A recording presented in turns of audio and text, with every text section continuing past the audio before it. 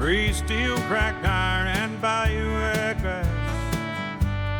Sunset at Creekside is fading fast. Are you really digging for peace, or is that just a lie you tell to help you sleep? Sure that you really want. Welcome to the Wrecking Yard. I'm Jerry Wayne Longmire, and y'all, or presumably still y'all, all are welcome here in the Church of Internal Combustion. We just ask that you show up with an open heart. It's been I'm a little tired. I'm always a little tired. Actually been a pretty good day. Got up, went to the gym this morning, smashed a workout. Feels so much better.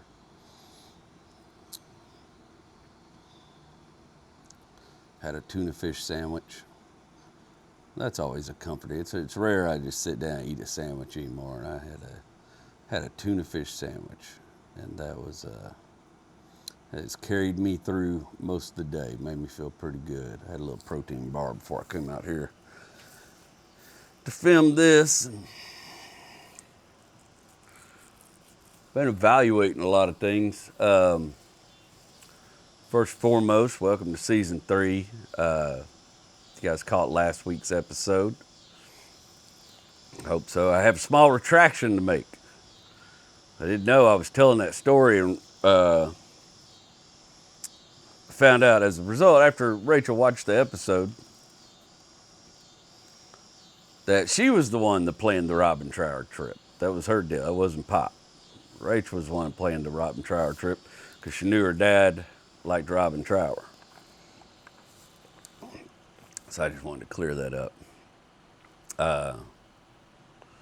She also told me some other stuff that I didn't know. She told me that long before her and I were even a conceptual thing, I was her dad's favorite local guy. I was the comic he liked watching the most, and I didn't know that. He saw me host for Jimmy Schubert. I think the first time he saw me, who was honestly one of my favorite acts I ever got to work with. And I ended up working with Shub a number of times. But that made me feel good. And she actually showed me a text message where he said some nice things about me in later years. And I was glad to receive that. I had those of you guys that follow me, kind of keep up, know that last week I went up to Chicago and did a show. We're going to talk a little bit about that. And then also this week, right when I got back, I had to hop back in the car. Wednesday? I'm losing track of my days. It's Saturday here. I spent all day writing this. I think I wrote down the day.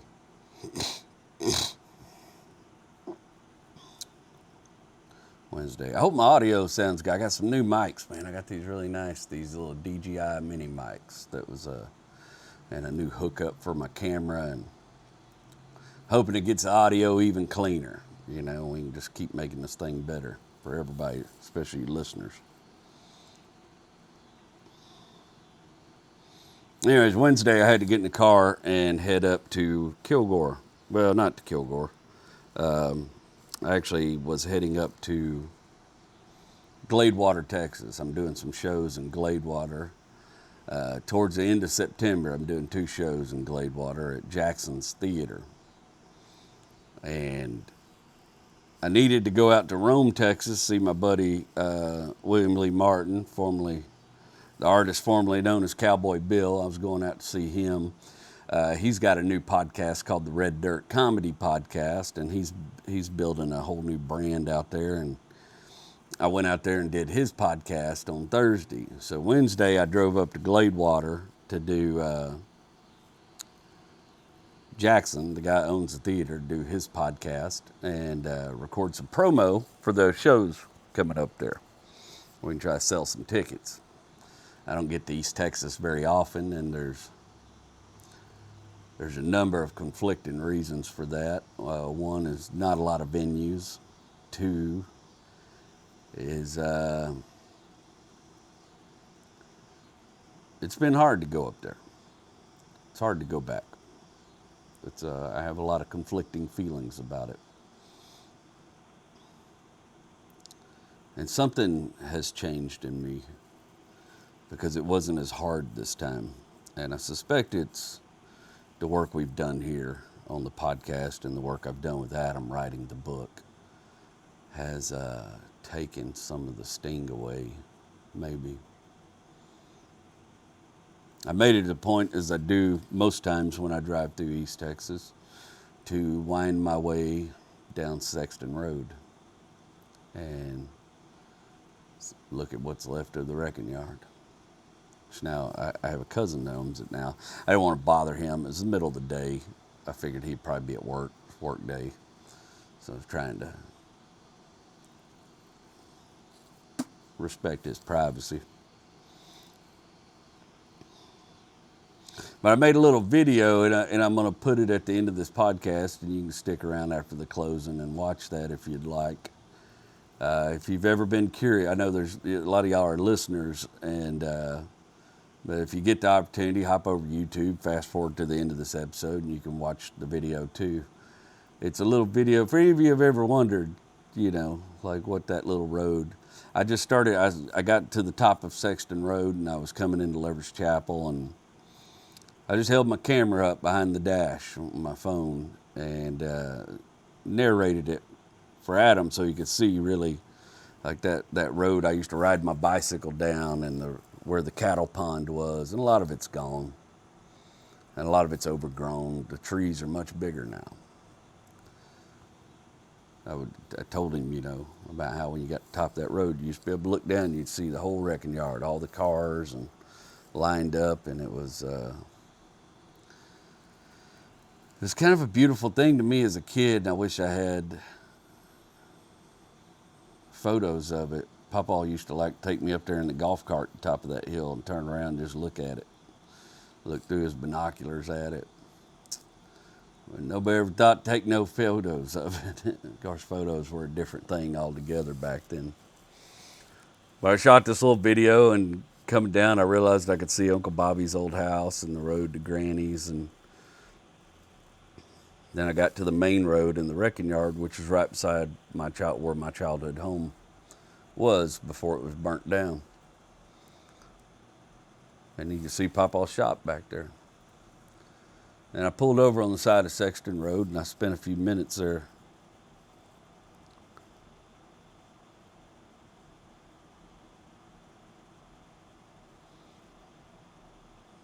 I've seen it as an adult. I've been back, even last year I went back, drove by, looked at it for a minute, But something was different in me this time. The place just looks so small. I don't know if I've finally outgrown it. I don't know what that means. It just looked really small. It was shocking to me. That shop that always looked so huge in my mind. That piece of land that I played on as a boy. You can't even tell, but like right there by where that house was, there was a pump jack on the hill, and I would play in that backyard, and the soundtrack was always, that kind of quiet squealing coming from that pump jack. Pump jack's gone. House is gone. A lot more trees. There's another house there that belongs to my cousin. I kept it out of the photos because, it's his place.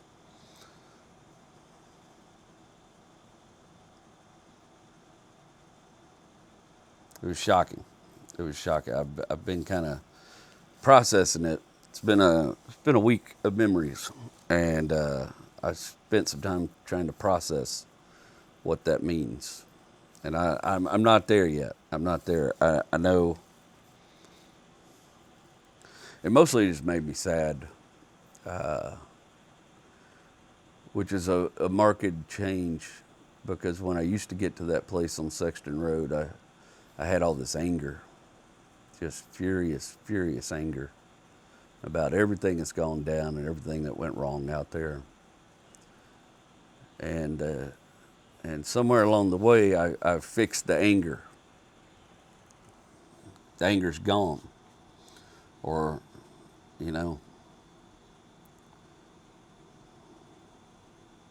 But what is left that I didn't know was underneath that anger is a great deal of sadness. And I'm a little surprised. I'm a little surprised at how immensely sad I was driving away. That's when I wrote the words to the new theme song. Anyways, that video will be at the end if you guys want to check it out. If not, that's all right too, you know.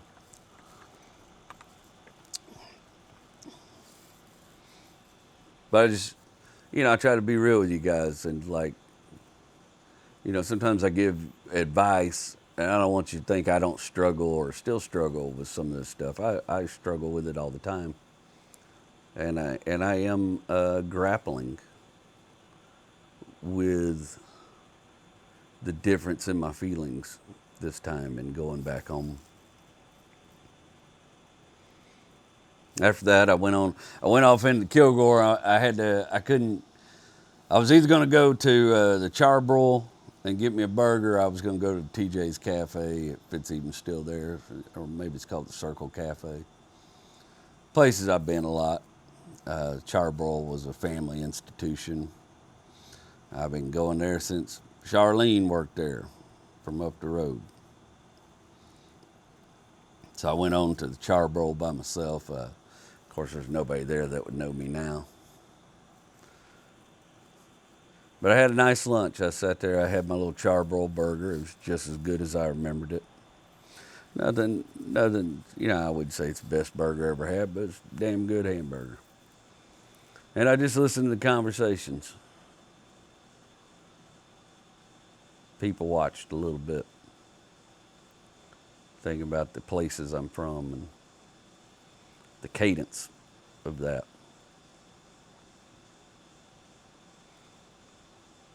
I drove on into Gladewater and did Jackson's pod. Had a tour of the theater. I'm really excited. It's a really cool theater. It's a really cool thing he's put together.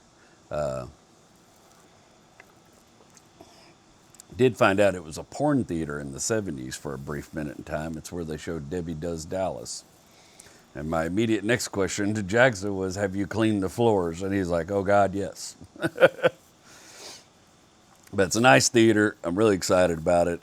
He's got an incredible bar. He's like a legit bar guy, bourbon guy. Had a sour mash with him called Mickles, I think. And one of the better sour mashes I've ever had. We had a nice time on his podcast, 2.5 hours. Just beat it up. Talked about everything. I said some disparaging stuff about Jim Gaffigan, but it was all true. Shouldn't have a bourbon in my hand on a podcast. I got done with Jackson. I drove over to Tyler to see my cousin Ricky, who y'all have heard me talk about a lot. And I don't get to see him in person very often. I'd never met his wife, and so I drove over and visited with them at their house for a little bit, and that was a nice visit. And it was fun seeing Ricky in the flesh because even the way he sits in his chair reminds me of his dad. He's very reminiscent of my Uncle Ronnie, who I've not seen in many years. But it was like, for a little bit there, it was kind of like sitting there with my Uncle Ronnie, Like, I was like, oh, man, you kind of got that vibe about you, even the way you sit in the chair. And I don't know, some people just carry some people's mannerisms, and you can see it written on them like legacy. And my cousin Ricky has got his dad written on him like legacy and mannerisms, and he's a good dude.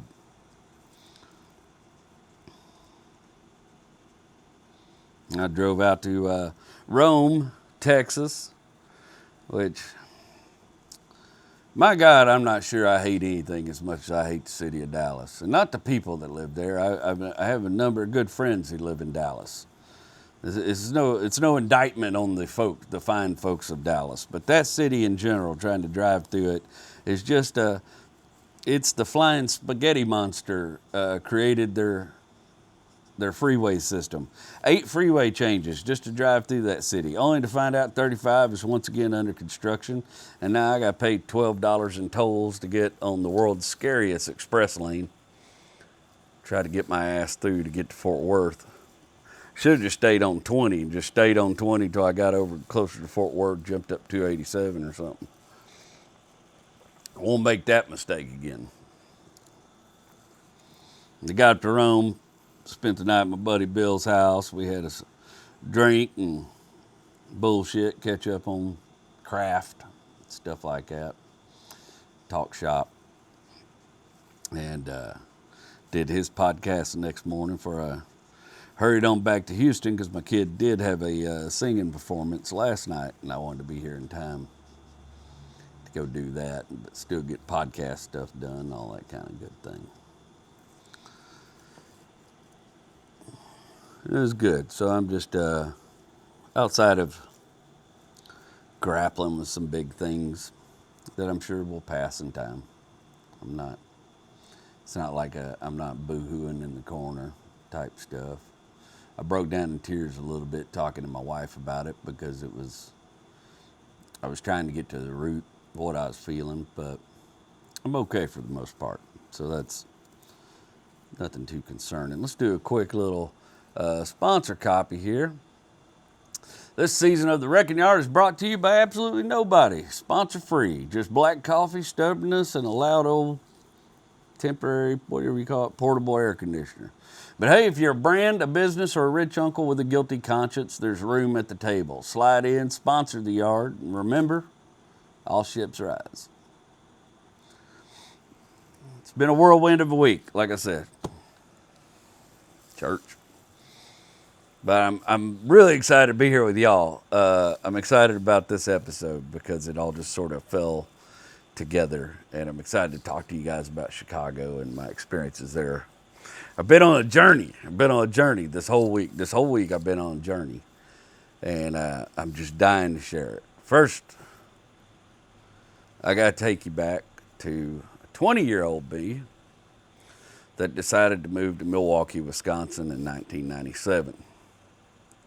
My day oneers know the lore. They've heard the stories, but they ain't heard this one. This one takes place in December of 1997. If you lived in the Midwest in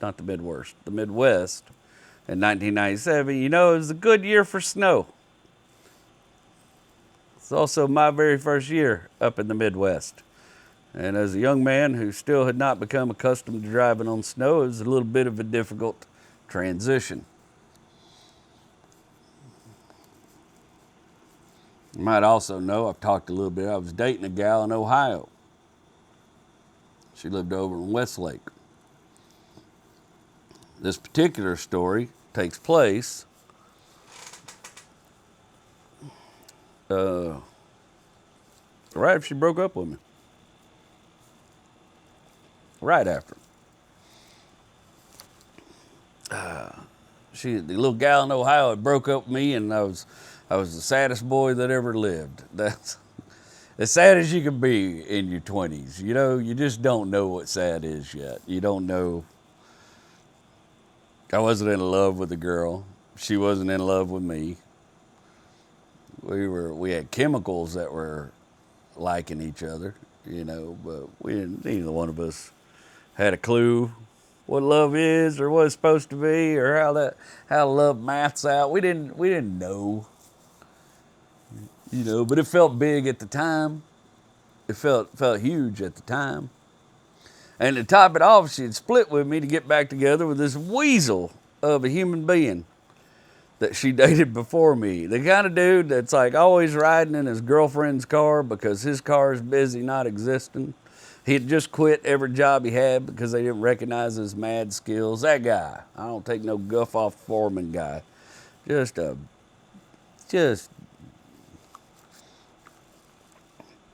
and combined with that made me feel lower than mouse piss. You can let the wrong women do that to you. And I suspect most of us have at some point. Or if you're a lady, maybe it's the wrong dude. Or maybe it's the wrong, it don't matter. I suspect some of us have let a romantic partner make us feel worse than we should have at some point. Now, at the time, I would drive from Milwaukee to southeast Chicago and perform material inspections at a couple foundries. I don't think most of them exist anymore. I believe the one in this story was called Chicago Castings or something like that. Chicago Castings, CCMD, something like that. I don't think it exists anymore. There's another one named Talcott I used to go to, but I don't think it. I don't. From what I can tell on the map, none of them seem to be there no more. But about once a week, that was part of my job. That was my little thing I was doing at the time, working for Longview Inspection there in Milwaukee, and I'd go to Cuyahoga Falls, however you say that, in Ohio, and there was a little manufacturing facility there. And I would do random mag particle inspections on finished parts, and then when I think it was about 6-7 hour drive, Milwaukee, get out there.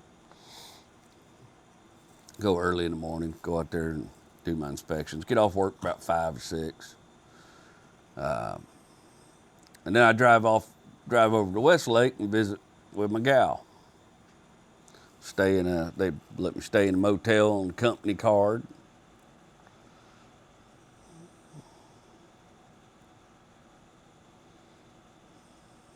Then I'd leave there, I'd go to LaPorte, and there's a facility there. I'd go there the next day and I'd do inspections and mag particle testing.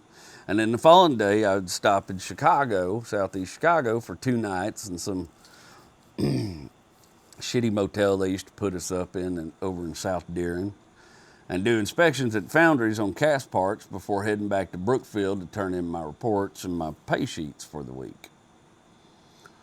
I didn't have any friends in Milwaukee yet. Aside from the few folks that I knew at work, I just didn't have any buddies yet. I had spent most of my time there. I'd only been there a month or so, and I'd spent most of my time there driving back between Ohio to see this old gal whenever I had free time. So I hadn't made no roots in Milwaukee yet. I hadn't met old Charles and got the floor mopped with me behind the neighborhood bar yet. I was driving that old 3/4 ton Dodge I had, that old 1981 or whatever it was, 3/4 ton Dodge 2-wheel drive pickup. That thing was, they had fixed it for me. Those cops had fixed it for me when I got jumped that time, and it lasted a long time after they fixed it. They'd put some lock thread or something, Loctite on bolts, but it wasn't long before it rattled that Loctite loose and started dropping that daggum starter again. And that was a problem with that truck until I got rid of the son of a 50.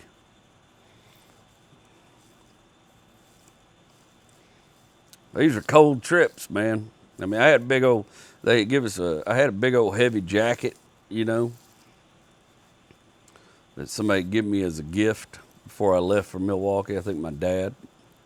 Big old heavy jacket, hooded parka type thing, and had some good gloves. And Joey's mom, Miss Roebuck, Sharon Roebuck, had made me some wool socks. She had knitted me up some wool socks, and wool socks is the truth in cold weather.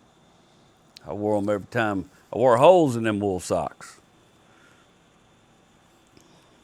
This particular trip, I drove on out there and done the inspections in Cuyahoga Falls, and then I went out to Westlake, where she had been acting kind of weird on the phone about a week or so. When I got out to Westlake, I was met with a little bit of a cold reception. And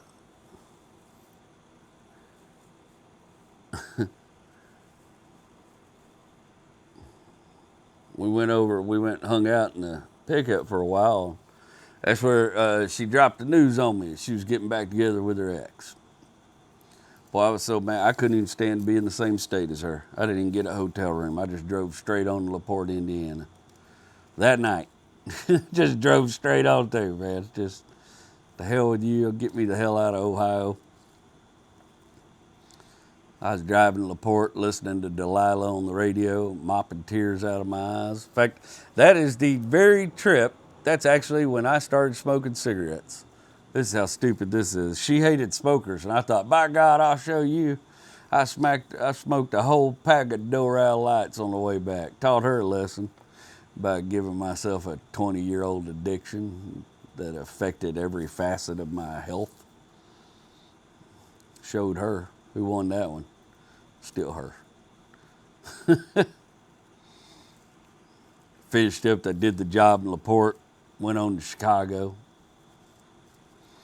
checked in my motel over in Deering.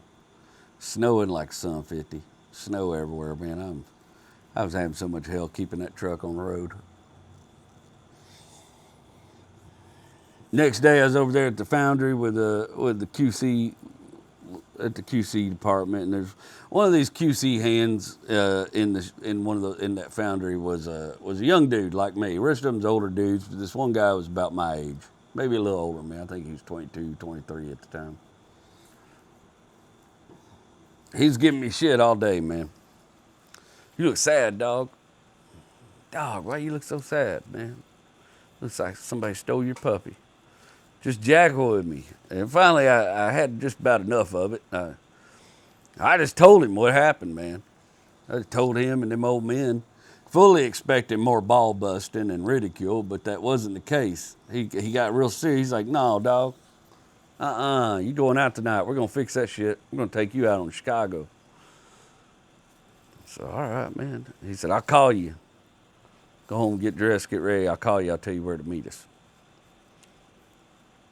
Well, I went back to that motel, took a shower, put on my best Mo Better button up. It was hot pink, had like lightning flashes on it. Cowboy boots, tightest jeans, my favorite cowboy hat, my big buckle. He calls my cell, tells me how to get where they are, and it's kind of like over on the north side. I think it's called North Near Side or some shit like that. It's this weird. It's just like south of Lincoln Park area. I can't remember the street it was on, but it's a club. And it's called Crowbar.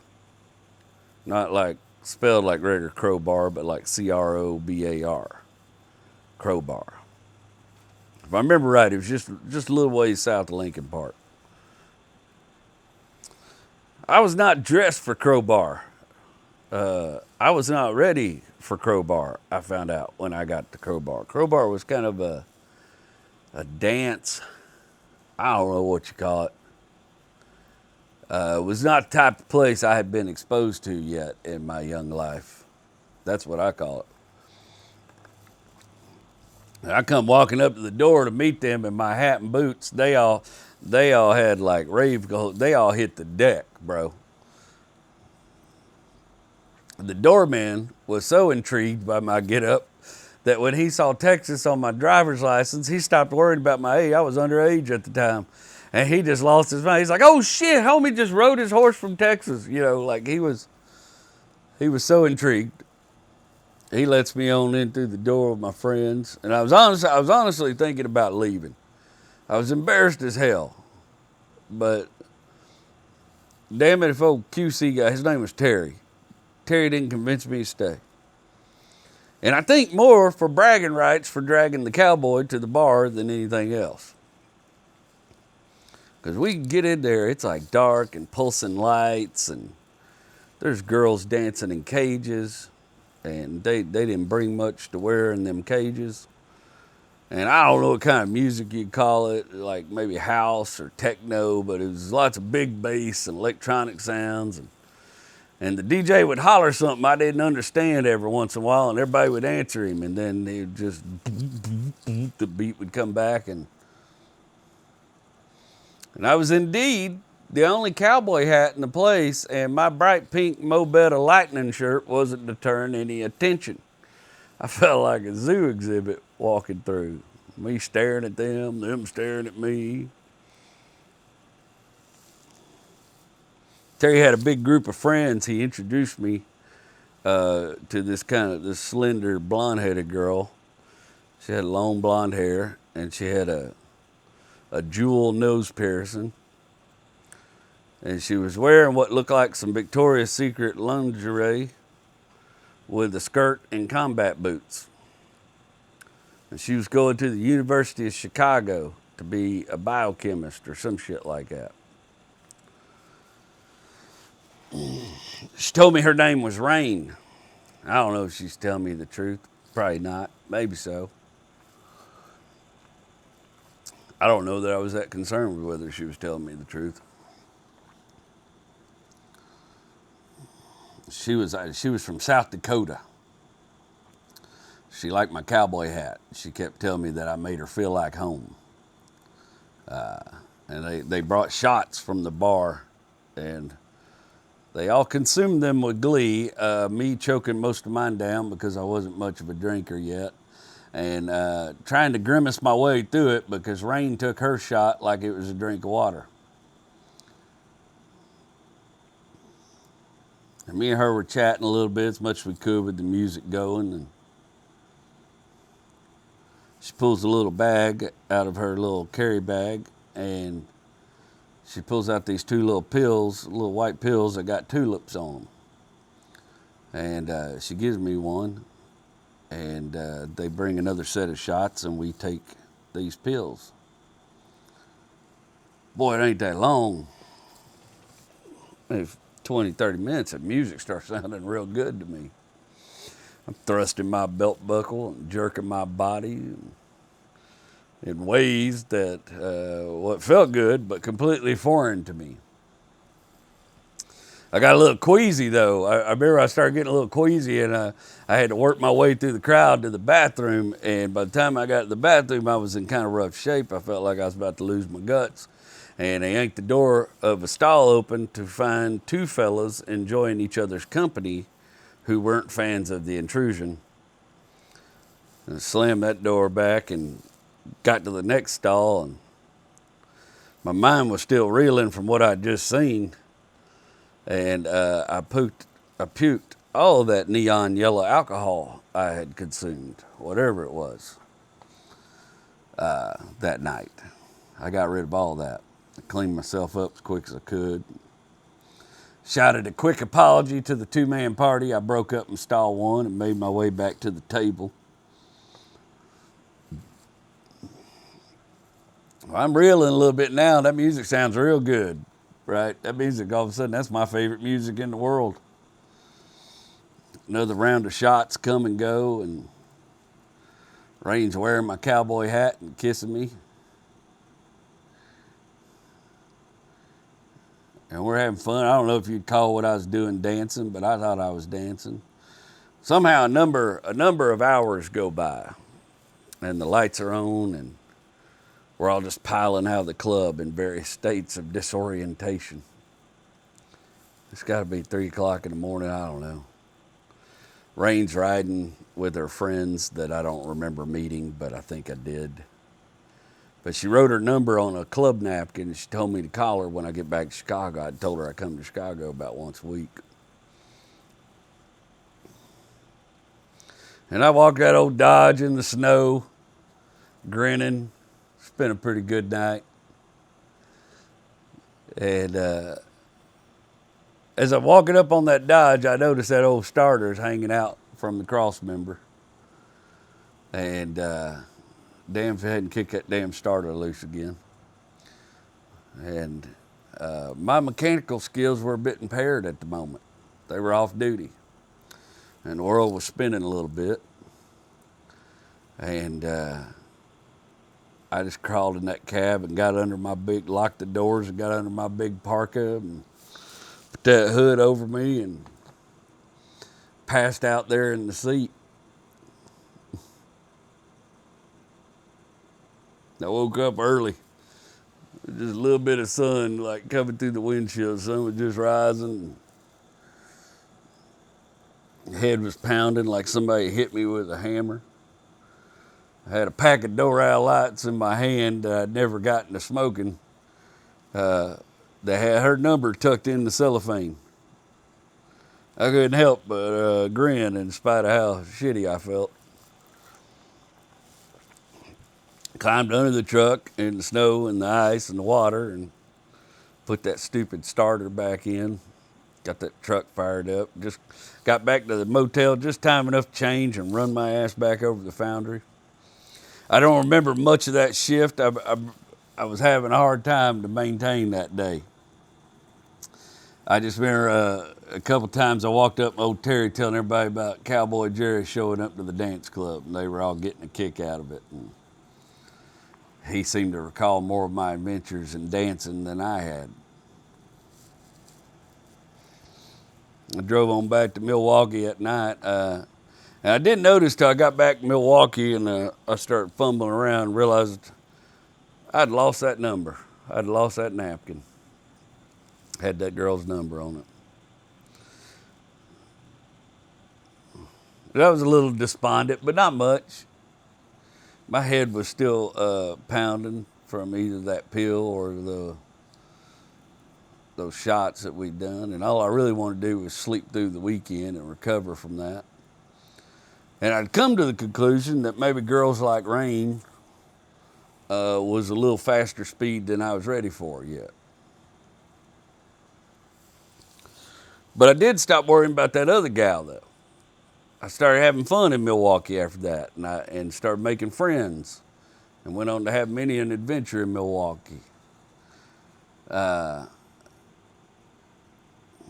Didn't make any more friends like Rain, and I can't help but wonder if she's ever been doing biochemistry somewhere or whatever the hell she ended up doing, and wondered about the free-spirited, naive Texan she met one night who never called her back.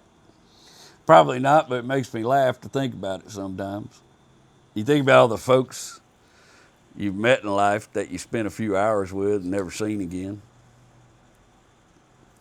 They all got some brief memory of you mostly. There's little echoes of you from throughout your life all across the world. All these people ever met you, they have this little echo of you, this little brief memory. Whether you spent a few hours with somebody, train ride, or whatever, if they glance at, they have some brief little something in their brain, some little cataloged piece of you. It's not 1997, though. It is 2025, and I have left a lot of echoes on my journey since then. I got echoes all over the world. A few months back, Rachel found out that my editor, Adam, was having a launch party for his new book, More Hell. It's a collection of short stories he's written over the years. And they were going to launch it. They were going to do a book launch party for him at a local bookstore there in Rockford, Illinois, where he resides. And she cooked up the idea. She said, what if we fly you up there to surprise him and support him like he's done for us, because he's been nothing but supportive since we began working for him. Adam has become my friend, and he's just working on this. And I was like, that's a cool idea. How cool is that? We can hide it under the guise of I'm going to perform for some corporate event. But then we decided, why not, I don't get to get up there very often, let's throw a public show the night after his launch party in the area. And we'll cover me not being able to be there for his thing by saying that Junie has a performance that night on Friday, the night of his book launch, and I'm just going to fly in for Saturday and do this gig. But I hope he'll come out to the show. We sent him and his wife some tickets. Love to meet you guys. And Rachel conspired with his wife, Lauren, who's a wonderful lady, to pull this all off, because we knew we'd need some inside help. And luckily for us, this fellow named Mike Zimmerman popped up. He said, I have a venue, but it's a little strange. It's a little different, but he's a comedy fan. And he's a fan of mine. And he says, man, tells Rachel, he goes, I've got this indoor sports center, and we could set up a show right there in the basketball court. And him and Rachel put this show together. and he's worked in the music industry for years and knows all kind of people, and he gets lighting out there and gets chairs out there, and by God, we put us a show together. We start selling tickets to this thing.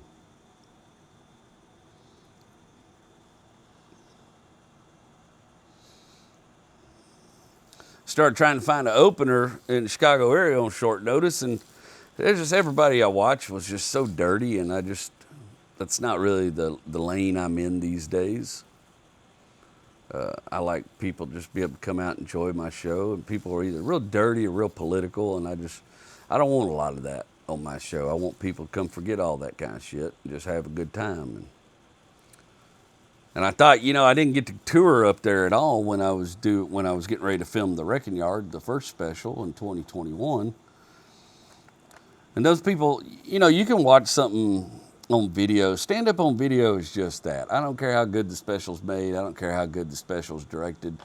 Watching somebody's comedy special does not at all encompass the same feelings as watching something live, as seeing the live performance. And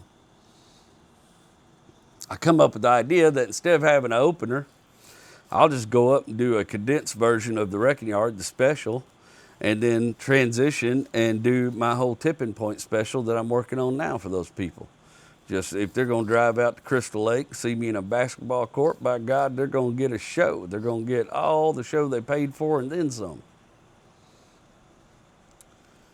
And I've never done anything like that before. I usually like to work with an opener or something like that, but I just decided, hell, we're going to do something different.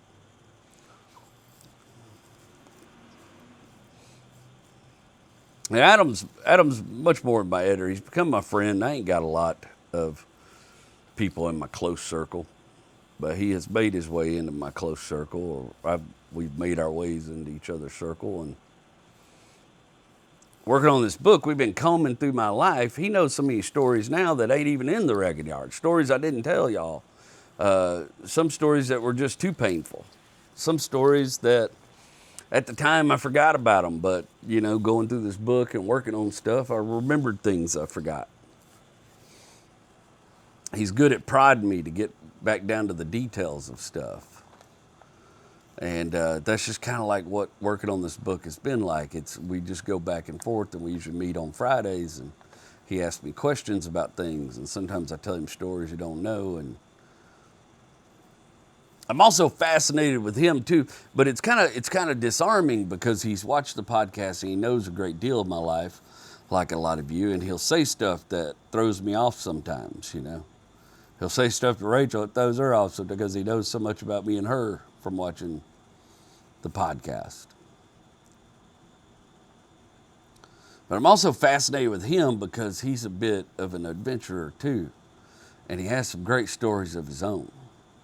And he's about 12 years younger than me, which is the same age that I was younger than Uncle Bobby, and that feels like kismet or some kind of weird thing. We bonded right off the bat, I think. I really like Adam, and I trust him with my story, which if you've ever written anything or created anything, it's a very hard thing to do. It's a hard thing to give up some of that trust. And I was really excited to meet him in person. So I get up Friday morning. I get up like a dummy. I get up at my flight's at 5 a.m. So I'm like, I need to be there 2 hours before a flight, get through security at Houston Intercontinental. So I get up at 2:30 in the morning. I packed my bag the night before, grabbed my bag, kissed my wife goodbye, and catch an Uber to the airport. My Uber driver is a fella named Bruce in an F-150, and Bruce from Tascasita. And Bruce, by God, is going to talk to me about everything we talked about, gambling in Texas and why it ought to be, and why there ought to be marijuanas in Texas, and why it ain't hurting nobody. And Bruce is just a cool dude. And Bruce has spent a good number of his years when he's younger welding over there at the Browning Route. And Bruce starts telling me welding stories from the 70s, and I tell him some x-ray stories from the 90s. And we start talking about old places in Houston. He brings up the area around the Secret Group Comedy Club. He goes, I don't know if you ever heard of that place. They tell jokes in there, which made me laugh out loud in spite of myself. I said, no, I'll have to check it out sometime, Bruce.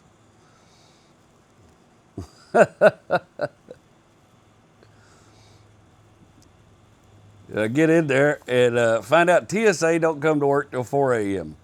So I had to just sit in the airport lobby area where you check in for about an hour and wait for TSA to show up. And then I go through there, and I don't know which doctor I made mad at what point in my life, but there's something in my body, somewhere in my groin area, that sets them damn scanners off every time. Every time. I have never walked through an airport unmolested. I get groped every time. Every time. And that dude was such a rude prick that morning.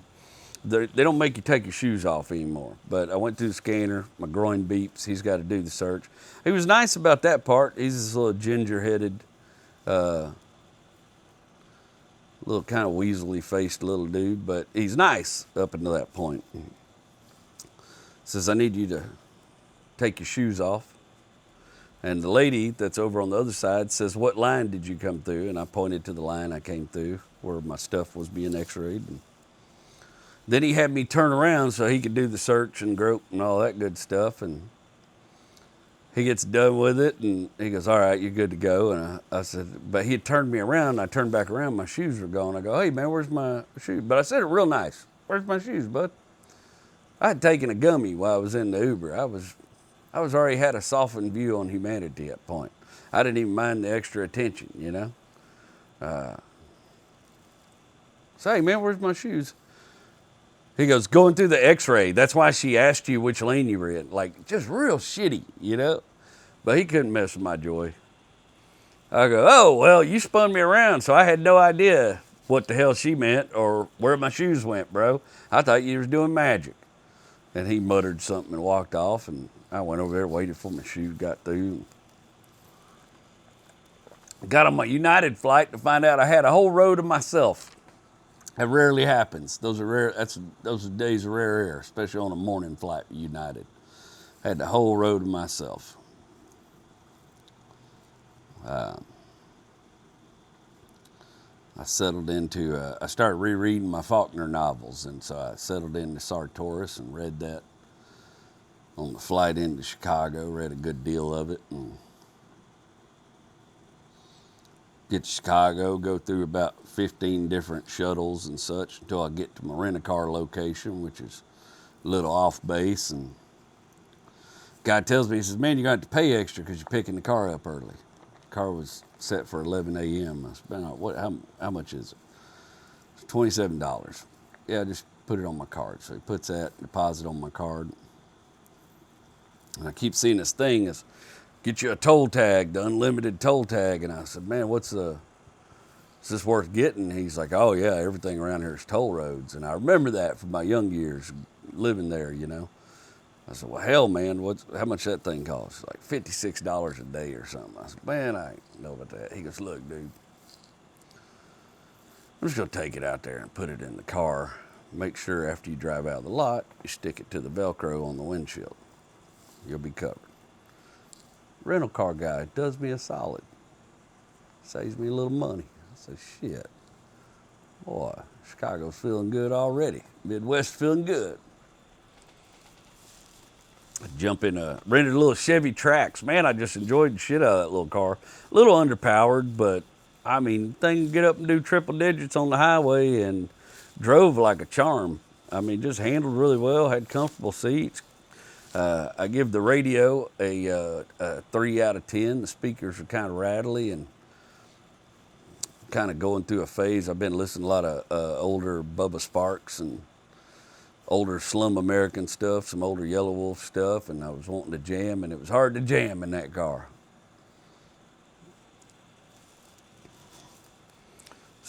Started looking for some food.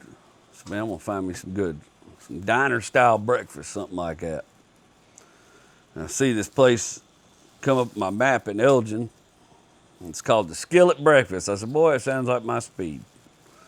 And I pulled off the highway there in Elgin. I went and got me a skillet breakfast. My God, I was not ready for Midwest portions. They brought a skillet out chock full of hash browns and ham and bacon and maybe some sausage and cheese, and it was a masterpiece. Boy, let me tell you something, 20-year-old me would have jacked it up, but boy, 48-year-old me don't eat like that anymore. We didn't get very far into that. We struggled with that a little bit. That meal beat me. I got about a third of the way through. I said, boy, I'm done with this. I can't do no further. The waitress sort of smirked at me when she picked it up. Get on into Rockford, check into my hotel real quick. I've texted Adam's wife. She's telling me he's down at the bookstore down there downtown, getting ready for the book launch party, and he likes to linger down there, so he'll probably be down there a while. So I hop in the car, I map out that it's about 20 minutes from my hotel, and I run off to downtown Rockford to Mays Books. And right before I get there, I'm on the phone with my wife. We're planning how I'm going to surprise Adam, because I'm going to video it so Rachel can see too, and Lauren can see. And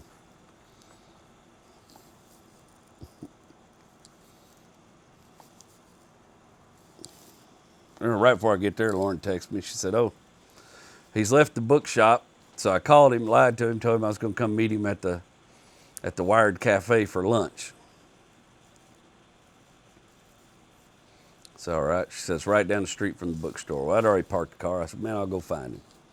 Told Rachel, wish me luck. We'll go find her boy. Now, when I was driving in, when I turned into downtown Rockford, turned down to the street, I don't remember what street Mays Books is on, but the main drag there. When I turned on the main drag, there's an empty parking lot, kind of a gravel parking lot over here, some trees and stuff going around the sidewalk. And there's a dude that I just see for a brief second, and he's walking by, and he's kind of got his hands going like this, like some sort of jazz poet Joe Cocker type dude. And he's got long black hair. And I think for a minute, I go, man, that kind of looks like Adam. I've only seen a picture of the dude, but and I've done a Zoom call with him. I said, man, that kind of looks like Adam. But then he wandered off behind the building. I thought, well, maybe, I don't know what kind of drug problems Rockford has. Maybe it's just a random dude communing with nature, trying to get through his day. I said, I bet that wasn't him. So I jump out of the car, get my camera ready. I go down there at the Wired Cafe, and I start the camera.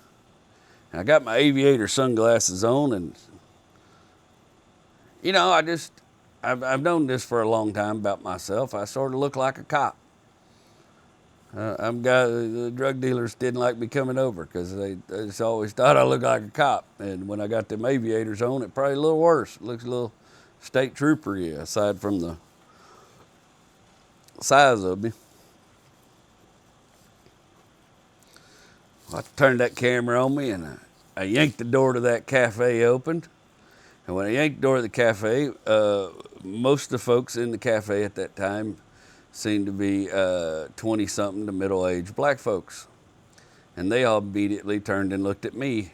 And I realized that I looked like a cop, and immediately shut the door and backed out of the cafe. I was like, oh, bro, I think these folks are going to think I'm Law. I'm Johnny Law looking for somebody or something. About that time, I glanced down the street back to where that open parking lot was that I passed, and I see the young man with the black hair walking around again, except now he's going the other way. I said, man, that's got to be him. So I go down there, and I, like real sly, bro, I peek around the side of the building, and I see Adam. He turns around, and he's walking back now. Now I know it's him. I got a good look at his face. I'm like, oh, that's definitely him. So here's what I do is I back up. I know he's coming back around. He's clearly pacing back and forth. I turned my camera on, and I kind of hid myself behind a little tree and waited for him to come walking by me, and I was looking at him in the camera so I could see him. When he got close enough, I was going to start that camera. Well, he come walking up. He didn't even notice me. He was doing his jazz poet, his Joe Cocker thing, and he was clearly talking to himself. And I noticed he didn't notice me, and he walked right on by me like he's going out the curb, so I had to start the camera and turn around and give it, hey, man. And I knew he recognized me from my voice before he turned around. And this was the best thing about it. He turned around. Me and Rachel watched this video a couple times. He turns around and immediately his arms burst open to hug me. And he's like, "God dang, man," and he's just, Adam's just as country as a fella could be. The way he speaks and everything, he sounds real country to me. It just throws his arms open. And Adam is, he's half Egyptian and half Illinois farmer. And kind of dark complected. And he's got a big old open smile and glasses, and he just turns around, throws his arms open, and hugs me. He's like, "What the?" Like, I could tell he's just shaking for a loop. And I was like, "Yeah, we thought it'd be fun to sneak up here and surprise you. I'm coming to your book launch tonight." And he was just overjoyed. And it took him a minute to think, but he's like, "Man, let's go down to the bookshop. I got somebody I want you to meet." And he takes me down to meet Davey Peterson, the guy that owns the bookshop, who's wildly interesting dude, very well read. And that's when I started getting intimidating, because I realized all of Alex's friends are like literary people. They're all very smart. They're all very college education. These are people that traffic and live in books, traffic and live in writing.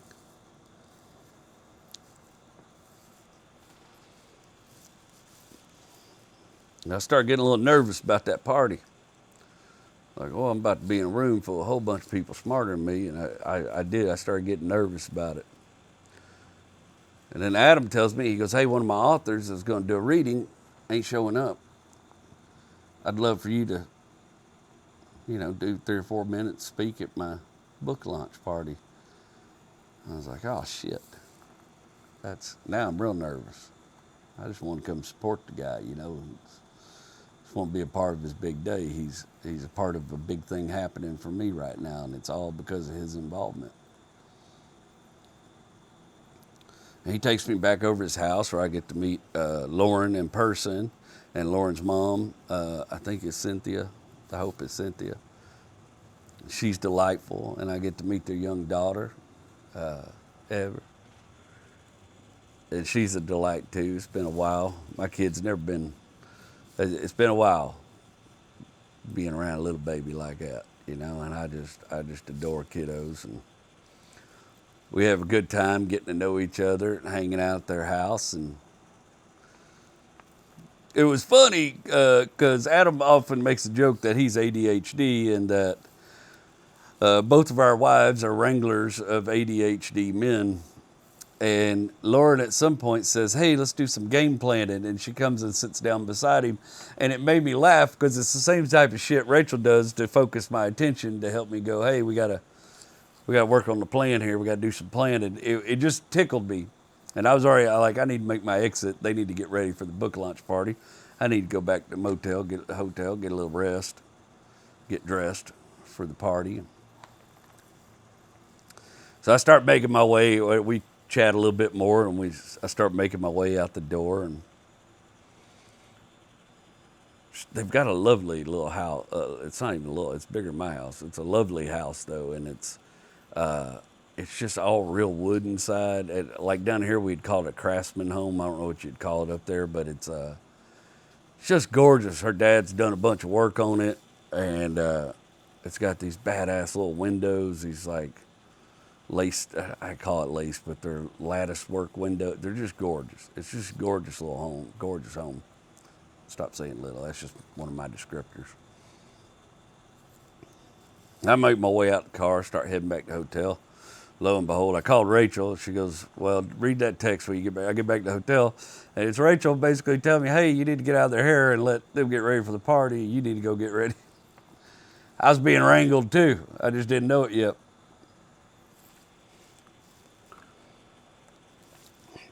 Go back to the hotel, take a little nap.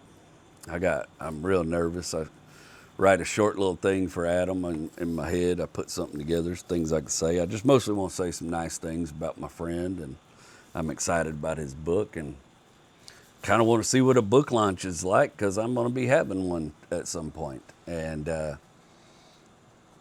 his was awesome. I get there, and it's without a doubt a interesting collection of people. It's people who have known Adam his whole life, and also a number of authors and people who live in traffic and books and the written word. And I was feeling real intimidated. I was just kind of hovering around the back because I was kind of nervous. I don't get anxious or nervous before shows, but I got anxious and nervous before this because I get that way sometimes around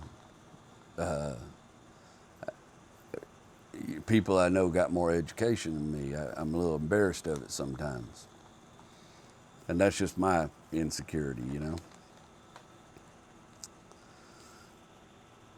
But I feel like I did a good job speaking for him. I got up there, I made a couple jokes. I told a story about me and him, and then I just said some nice things about my friend, how happy I was to be able to be there to support him, how happy I was about his book. And I met the other author. We all go to a little place in Rockford, a Prairie Brewery or something like that, and I have a drink with him and his friends, but I'm wiped at this point. I've been up since 2:30 a.m. I'm wiped. So I let him know I got to go back to the hotel, talk to Rachel, and realized that my other hotel is back in Chicago at O'Hara, real close to O'Hara, over in like Des Plaines area. So the next day I'm gonna have to drive back to Chicago and check into my hotel there, because you don't kind of try to check in midnight. Sometimes they give you room away. So I get up the next morning, haul ass out to Chicago. Checked in. They let me check in early. They let me check in early in Rockford. They let me check in at 11 a.m. The lady was just full of honey and sweet as hell, and she let me check in early. And then the fella checking me in at the hotel at my Holiday Inn Express there by the airport, he's just as lovely and nice a person as can be, and we have a little chit chat about all his dogs, and he lets me check in early. I'm having a charmed trip as far as travel goes. I decided I'm gonna go do. I was looking up stuff and places, and I couldn't find any evidence that Crowbar existed or that, which doesn't surprise me. Nightclubs don't generally have long lifespans, and I sort of assumed most of the places I knew in southeast Chicago. I looked on the map. I couldn't find any of the foundries, so I suspect a lot of them are closed down, boarded up, and gone. So I just decided to do tourist stuff. I went downtown Chicago. I went over to the lake, and I went and saw that giant bean thing and Cloud Gate. We have one like it in Houston. It's called Cloud Column. That thing made me a little uneasy, I'll be honest with you. I know art's supposed to make you feel some kind of way, and I tried to go, I did eat a gummy before I went over there, and being close to that giant reflective beam thing kind of made me a little uneasy. Like you could see all the people behind you snapping pictures and taking things, and it was a weird way to look at that crowd of people I was in. And Chicago's a little different, you know, than I remembered it, but that's the way of the world, you know. Things are constantly changing, but Chicago's always kind of remind me a little bit of Houston. It's got a lot of diverse food. And the traffic's very similar to Houston. You know, it's one of those places that's thoughts and prayers and good luck when you get on the freeway. Well, I'm used to battlegrounds. I'm good at driving in that. It's not like going to San Antonio where nobody has any sense of urgency whatsoever.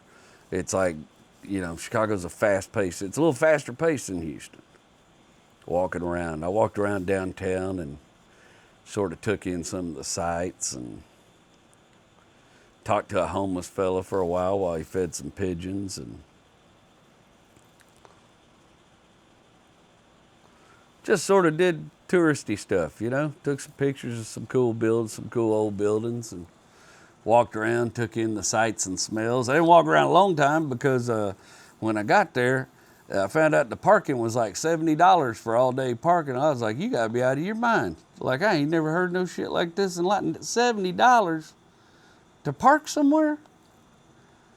My God. Well, you could get about an hour and a half for $35, and I guarantee you Papa Longmire's still turning in his grave about me spending $35 to park a car somewhere, but by God, there ain't no cheap parking in Chicago. Let me tell you that. I did not remember that about Chicago.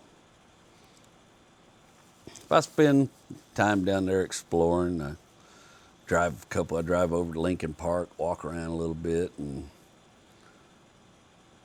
just seen some stuff. And slowly fought traffic back to O'Hara.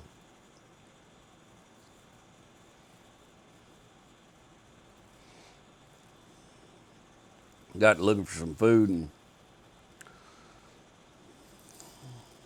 found this little joint over there by the airport called Charcoal Delights. Just a little bitty old mom and pop burger shop, chicken and burger shop. They cook everything over charcoal. And I said, boy, that sounds pretty good. I went there. Old Greek fella owns the place, and he was just a delight. I had a good time chatting with him and talking to him about traveling and such, and made me a damn fine charcoal burger. The fries weren't bad either. It was a nice little meal, and went back over to my hotel room, rested a little bit, made some notes.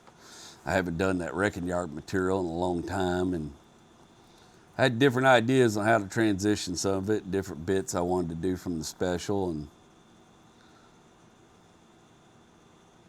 you know, there's a story in that first special that's it's a story about the time my father-in-law gave me an Adderall and the chaos that ensued. And when I told that story in the special, it was only the second time I'd ever told that story on stage, and I had so many better ideas later on about how to wrap up that bit and how to do that bit. And so I was kind of got excited about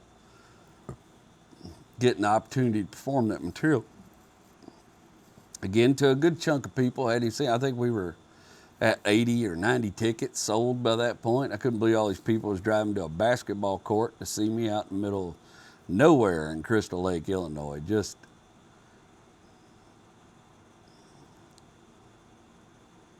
I had the craziest. I walk out. So my hotel is surrounded by concrete. It's just concrete. It's a concrete jungle there. And I walk out to go get my car, and this little rabbit peeks his head out. Look like a little field rabbit peeks his head out from under the front of my car. And he looked at me more with curiosity than fear. Not like you see a rabbit here, that booger would dart. This booger just looked at me. And then he very slowly, I can't even call it hopping, just moving his front legs ahead, then his back leg. You ever seen a rabbit move slow like they don't give a damn? This rabbit moves slow. You can't call it walking, you can't call it hobbling, but maybe cantering. Maybe the rabbit cantered over to this little bitty strip of median where the trash can was, and there was some grass there.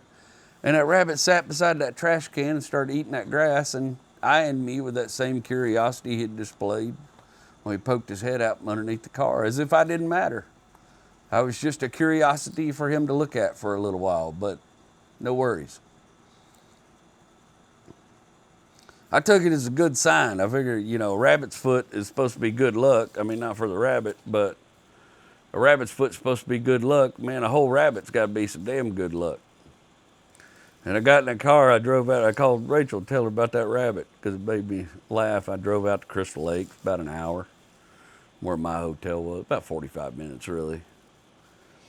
And I worked out, I talked to Rachel almost all the way there, which usually on the drive to shows when I kind of work out the details of what I'm going to do. And I get there and park and walk around, and I find Adam. Adam and his family's already there. Well, Adam and Lauren and some friends of theirs that name escapes me. They're there. Jeff. Couldn't remember that guy's name. He's bugging me. He's a good dude.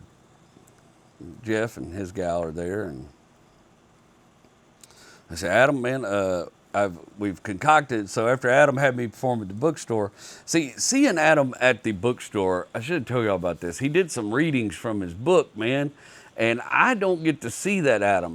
The Adam I talked to on the phone is the guy we're going through editing stuff, and there's a lot of and dumb, and we're we're figuring out ideas and stuff, and we're working on something in tandem. Adam behind the mic is a different dude. Adam behind the mic is expressive. I just thought Joe Cocker jazz poet. This guy is a monster behind the mic, and I enjoyed watching him at the book launch party do his readings, and he hosted the whole thing, and he's got the thing, man. Whatever it is, the ability to be on stage and hold a crowd as a captive audience, he's got it. So Rachel said we should ask him to bring you on stage at the show, because basically that whole show was planned around him. So that sounds excellent. So me and Adam, we meet up, we go off in there, we meet the guy that's putting the show together, Mike. He's fantastic. People always worry like, oh, I don't have much of a green room. Like all I need for a green room is a quiet place. I just need a quiet place, maybe a chair to sit in, some water, go through my notes, get ready for the show. I have little rituals I do before I prep, before I go on stage, and he takes us to the Ninja Training Room. It's an indoor sports complex. They have this room called the Ninja Training Room, and there's these weird green rectangles with holes cut in them hanging from this apparatus and stuff you got to crawl under on the floor. I suspect you got to do ninja shit to get through it. Me and Adam put our heads together. Neither one of us had an answer for how to get through it. But if I bring somebody in my green room, they were, well, it's not very luxurious. I don't need luxurious, just need a nice quiet place. And they provide me with that. There's a little table there, we sit down. I've brought Adam into the green room with me. I'm real careful about who I invite in the green room. So when I invite somebody in the green room to commune with me before the show, it's somebody I don't worry about taxing my energy. I like doing meet and greets after the show because it takes a lot of energy. I don't like to do them before the show as often because it's taxing and it takes some energy that I want to save for the show.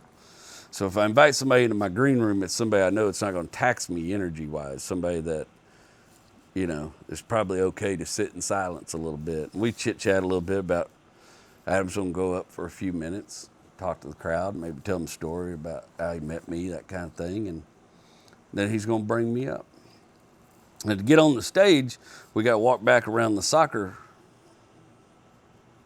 indoor soccer area, and they've hung a curtain up halfway. Well, it's like a big vinyl sort of thing behind the basketball goal where the goals come down from the ceiling. There's this big vinyl sort of thing that cuts off half the gym from the other half, and we come in from behind that. So I sit there and I work out a few notes about the show and chit chat with Adam a little bit. And then the other guy comes. He says, "Hey man, we're ready to start the show."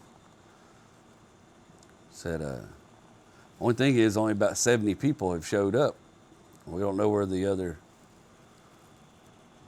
30 people are. But we've already held the show up 10, 15 minutes. I can't hold it up much longer.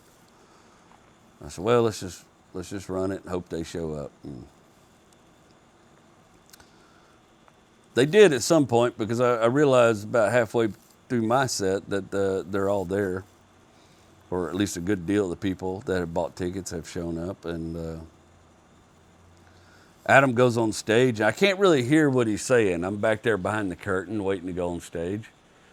And I can't hear him very good, but there gets this one point where there's quiet and he says something about me, and the crowd doesn't laugh because they maybe don't know me well enough yet to understand the joke, but I guffawed. From behind that curtain, it elicited a guffaw from me, a big old loud, hearty chuckle.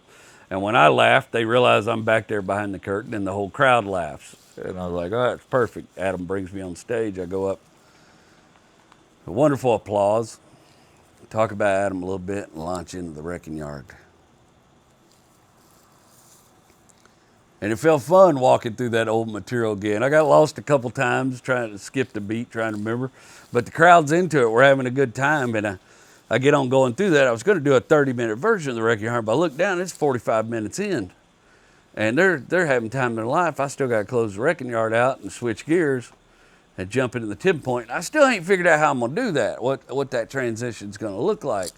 Well, the great thing is that bit that I've written about Adam and writing the book it fits perfectly between those two. And I wrap up the wrecking yard and I do that bit, and it sort of triggers them into the next thing, and I go into the tipping point and have a ball. But I did a version of that Adderall bit that I've never done before, talking about my father-in-law, and it hit so hard and it made me so sad that it's not on that special that way, because I've done it better than I ever done before.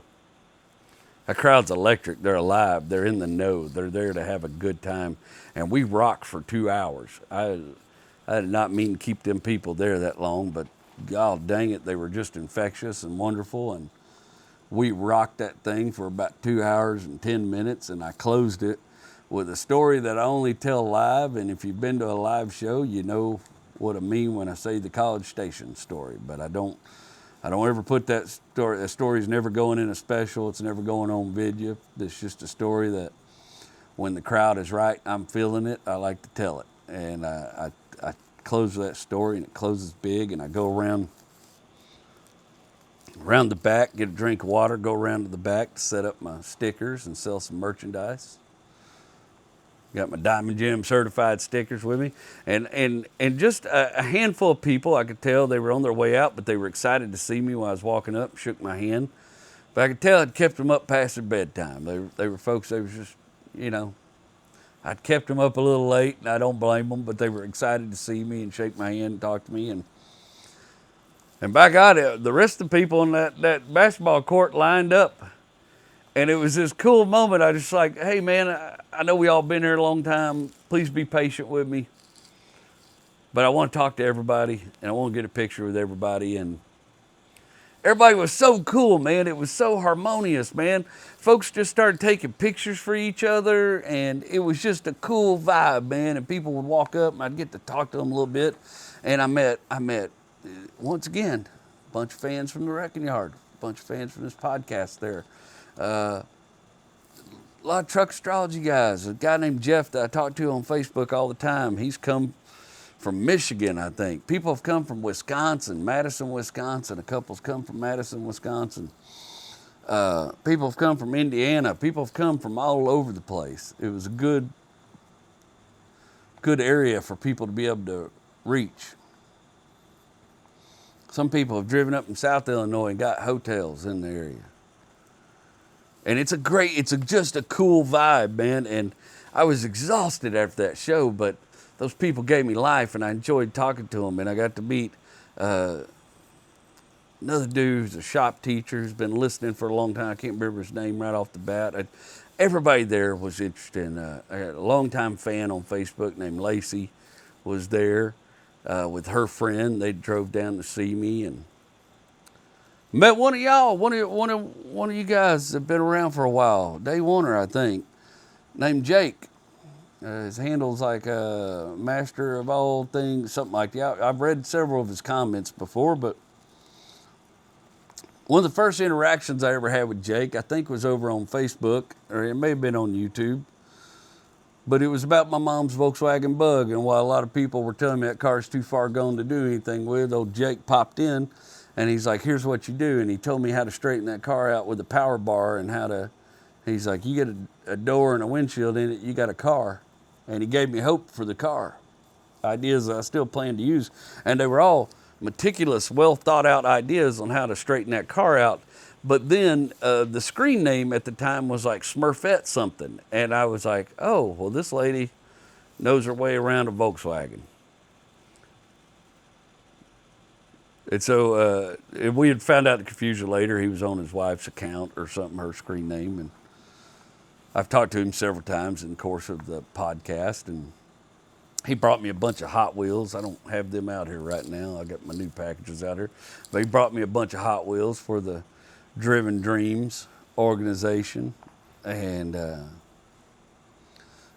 everybody was buying stickers. I made some good money on merchandise selling stickers that week, and that always helps out with the extra costs and stuff associated with traveling. And signed a bunch of stickers for people. There's a dude, people from Ireland there. I mean, it was just a vibe, man. But meeting Jake was cool.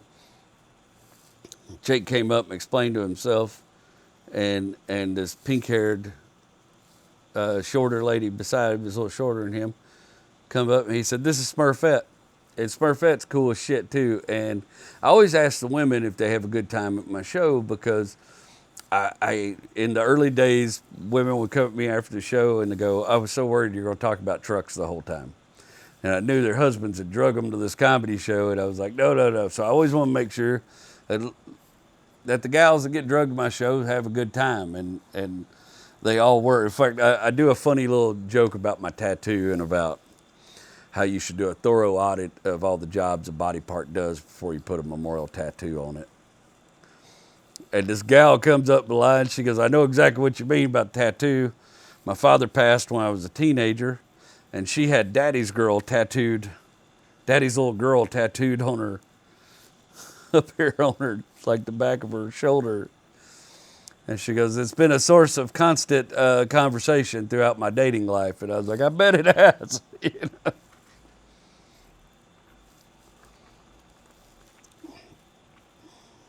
Of course, Adam and Lauren hang out. Adam brings me an autographed copy of his book that I asked for, that my wife has demanded I get before I return home. And I'm excited about that. And I said my goodbyes. I've had a wonderful time hanging out with my new friend. Enjoyed meeting his wife and his kid. And I've met his mom. His mom was at the book launch party. I just adore his mother. She's wonderful. One of these days, I'm going to get him to tell me all the stories about his father, because his father has an Uncle Bobby-esque vibe, and I'm just dying to know more about the man.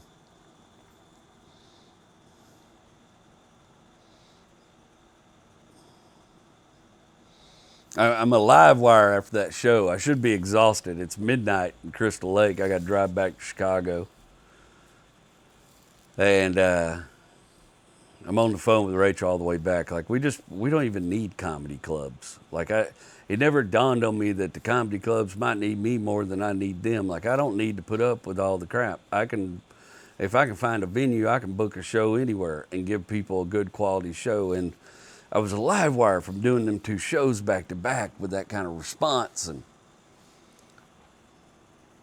I talked to Rachel all the way back to Chicago, and I went and tried to find some food, late night food in Chicago, and damned if everything I drove to wasn't closed. So I just said, screw it. I went back to the hotel. I had to get up 4 in the morning to catch my flight back to Houston. Took the early flights, trying to be economical. Adam had brought me a joint called Big Dog. I didn't know weed was legal in Illinois till I got there, and he had brought me this really good joint, and took that opportunity in the parking lot when I got back from Crystal Lake. Go out there and smoke that big old stick out there in the parking lot, talk to Rachel, and he'd give me another little smaller one, and I smoked that one too. Went in there and went to bed, got up next morning, dropped my rental car off before dark, made my way through the O'Hare airport, got fondled and groped up again by a much nicer TSA agent this time, and was much more pleasant about it. And got on my flight back to Houston.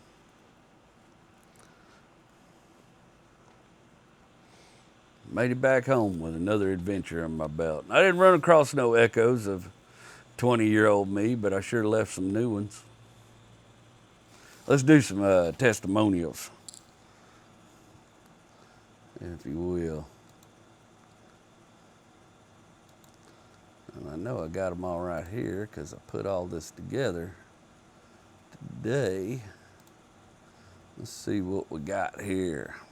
I don't remember which ones I picked, but we'll figure it out.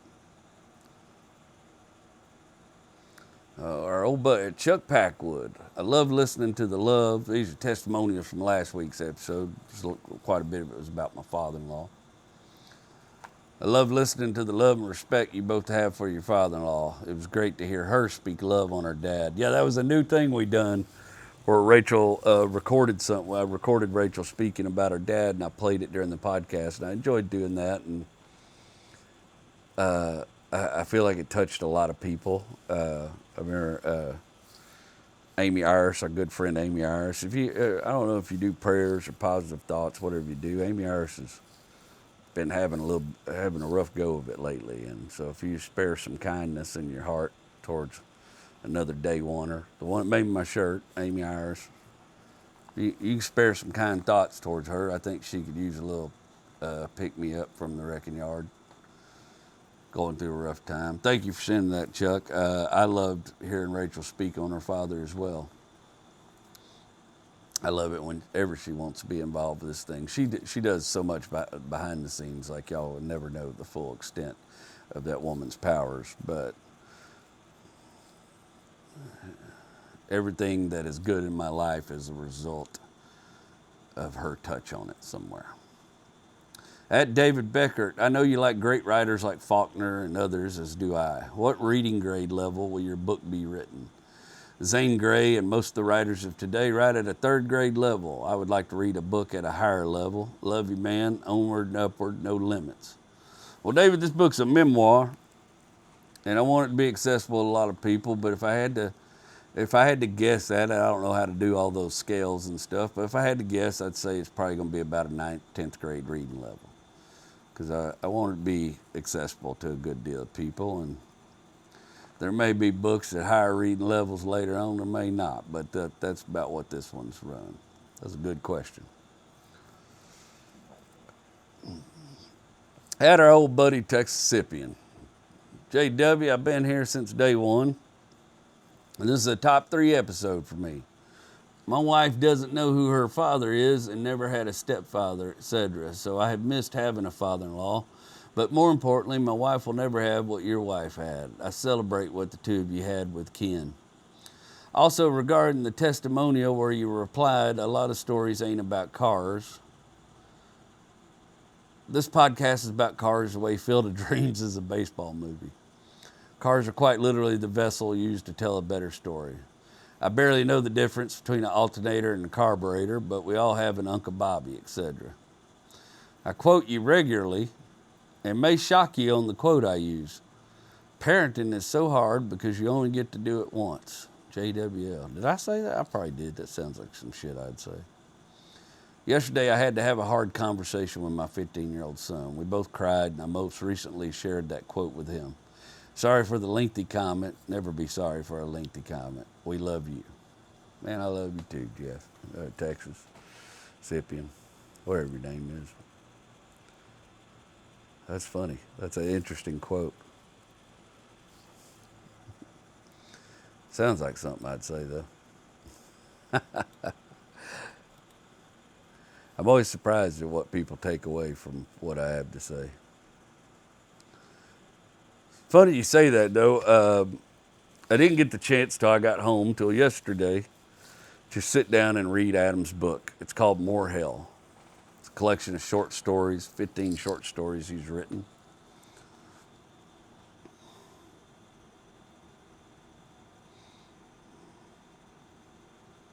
And it's my benchmark for a book is if I can forget I'm reading it. If I just pick up a book and I don't put it down till I'm done, then that's my benchmark for my favorites. And there's a handful of books throughout the years that have been that way for me. Rebuilding the Indian was that way.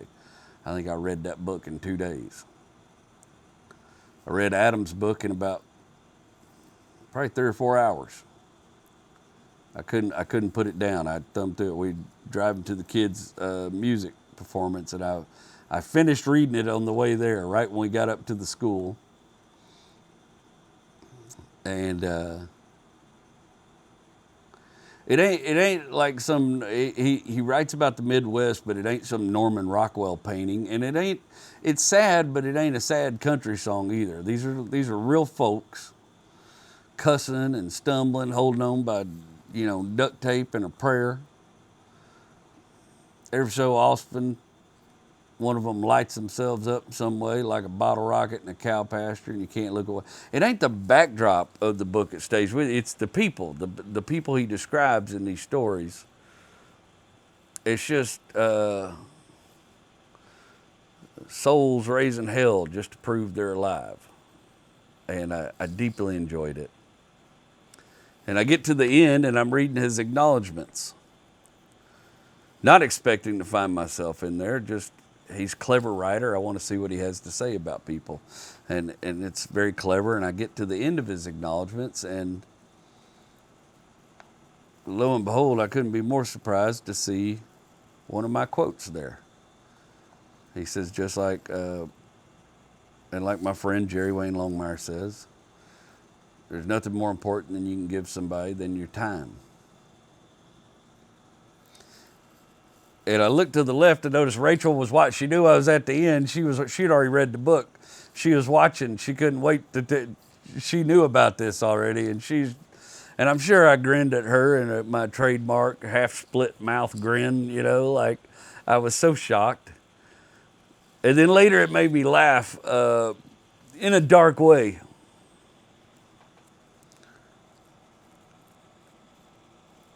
It made me laugh in a dark way because that quote is a quote that my father has said to me very many times in my life. That's something my dad has said to me very many times. You know, the most important thing you can give people is your time. And it made me laugh that somebody got that quote from me that I got from my father, who very rarely gives me his time. It was just kind of a weird cluster of stuff that made me laugh. I laugh at dark things, and it tickled me. I laughed. I was like, the guy that gave me the quote that doesn't give me his time actually is who taught me that quote that I believe in, and I try to give people my time. I'm very pleased to be sharing some of my time with Adam. And I'm thankful that the universe put the wrecking yard and me in his path.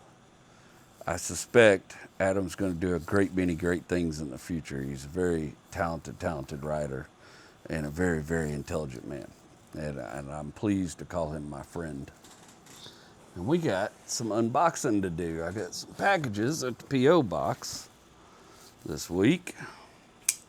So let's get into that, and then we'll wrap this thing up and we'll get out of here. How's that grab you? Sounds like a plan to me. The air conditioner's not working very good tonight. It's a little warm in the garage.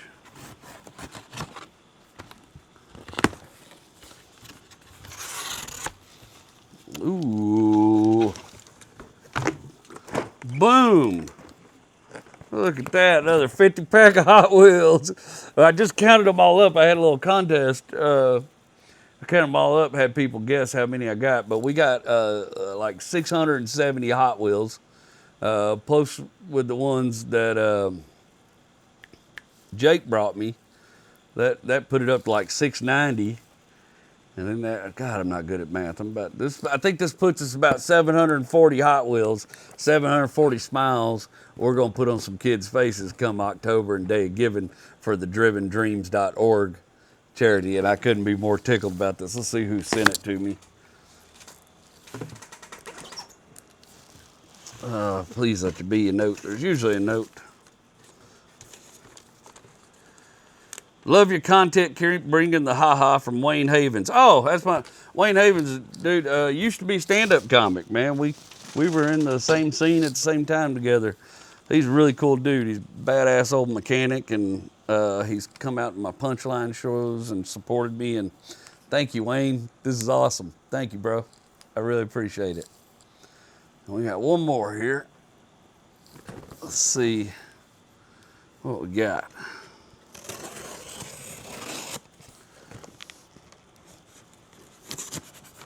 The old knife of freedom here. It says, "We the people." It's very patriotic and such. Somebody sent me a box of knives to check out and review, and that was the one I kept because I really liked it. Holy shit. And there we go. Another 50 pack. Another 50 pack. What's that? 740.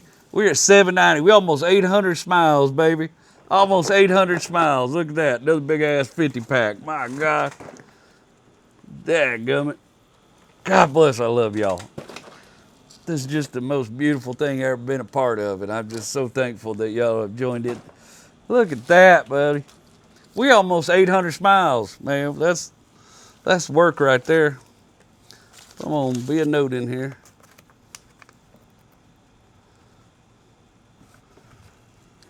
From Luke Deemer and the 182 Garage LLC. We love the show. Keep up the good work. From Stephen Dimer. I hope I'm saying that wrong. Luke's dad.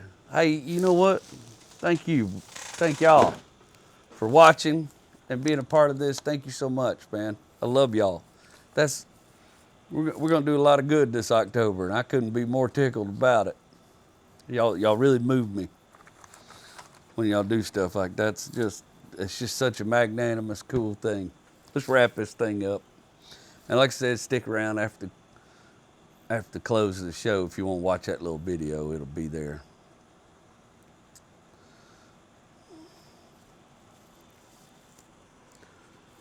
There's something healing in what we done here, me and y'all.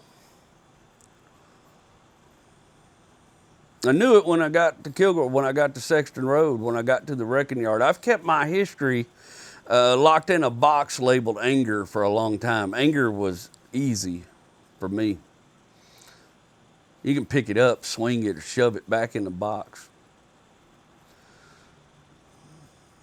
But the thing that nobody tells you is when anger finally runs out of strength or you beat it, what's left standing behind it is sadness. And sadness don't fit in no box. It won't be locked away. You got to deal with it, the root of it, the why of it. It'll just eat you alive otherwise. Anger, sometimes you can lock away in a box. And I found out what I was sad for once the anger wasn't there to guard me anymore. I had to face the truth. And the hard truth is that I've lost pieces of myself. My mother, my granny, the wrecking yard. There's pieces of me that are gone forever now. And you've got your own things too, things you've hidden under anger for a long time. And maybe one day when anger finally lets go, you'll see them better. I ain't fully at peace with my sadness. I'm about 50%. Like my buddy Sam Miller says, 50% is pretty good. The rest I'll grieve as I keep on with the mission. That's the hard part of healing. But knowing the anger's gone, that makes it lighter somehow. Easier. So if your anger fades one day, I hope these words linger enough to help. I'm rooting for you. I'll never quit rooting for you. There's room at the table for all of us, and we can always add leaves in when new folks show up. That's how it works in family. That's how it worked in the yard too. Nothing too far gone, nothing too broke, just waiting for a little redemption. Wrecking yard is a place for phoenixes. It's a place for you. It's a place for me. I'm JW. I love you.